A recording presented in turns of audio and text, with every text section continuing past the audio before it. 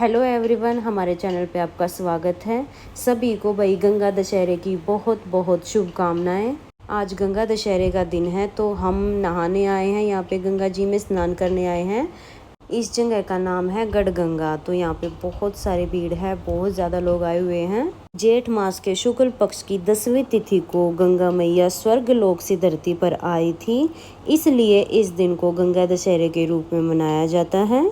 और गंगा दशहरे पर गंगा जी की पूजा करने से 10 प्रकार के पापों का नाश होता है। फ्रेंड्स, गंगा दशहरे के दिन गंगा मैया की पूजा करने से सभी प्रकार की मनोकामनाएं अतिशीघ्र पूर्ण होती हैं और सभी तरह के पापों का नाश होता है।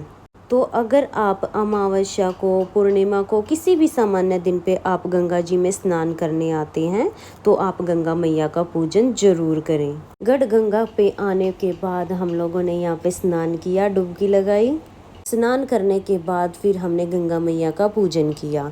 तो गंगा मैया की पूजन करने के लिए आप अपने घर से भी पूजा का सामान लेके जा सकते हैं, नहीं तो वहाँ पे भी पूजा का सामान मिलता है, उससे भी हम गंगा मैया की पूजा कर सकते हैं।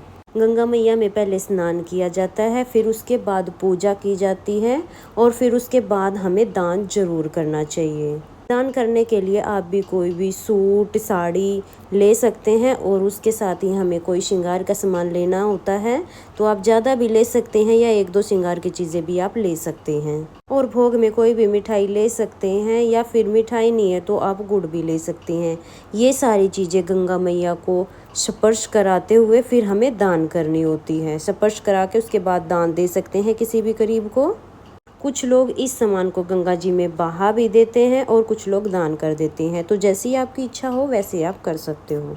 तो आप गंगा मैया में स्नान करने के बाद वहीं पे आप सूर्य देवता को जल चढ़ा सकते हैं और इसके साथ ही हमें गंगा मैया की परिक्रमा करनी चाहिए। तो स्नान करने के बाद जहाँ पे आप खड़े हैं वहीं पे घूमकर जो है परिक्रमा आप कर सकते हैं। इस तरह से गंगा मैया की पूजा पूर्ण हो जाती है।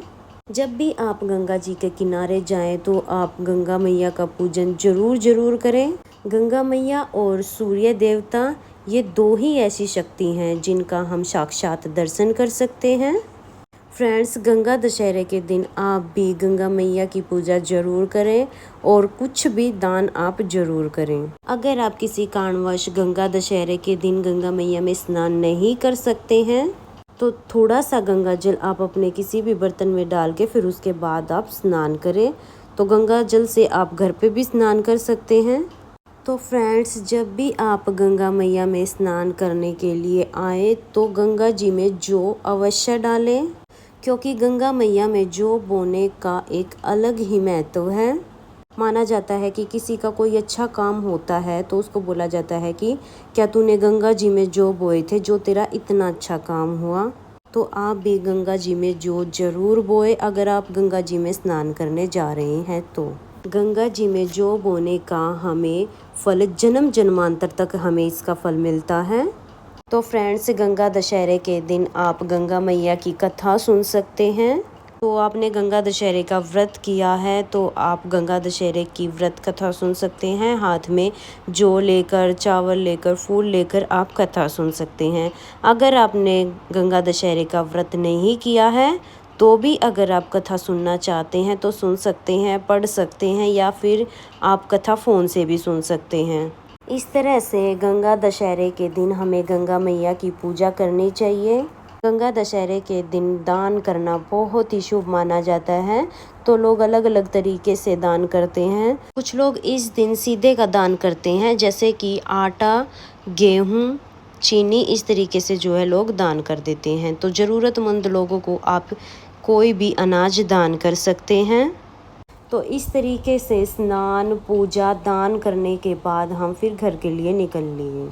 तो आप लोग भी अगर गंगा दशहरे के दिन इस तरीके से पूजा करते हैं तो आपको भी बहुत ही पुण्य फल मिलेगा। अगर आपको ये वीडियो पसंद आई हो या वीडियो आपके लिए थोड़ी बहुत भी यूज़फुल है तो वीडियो को लाइक कर देना और इसी तरह की अच्छी वीडियो देखने के लिए चैनल को सब्सक्राइब कर लेना। अब मिलेंगे किसी और नई वीडियो में, तब तक के लिए जय गंगा मैया।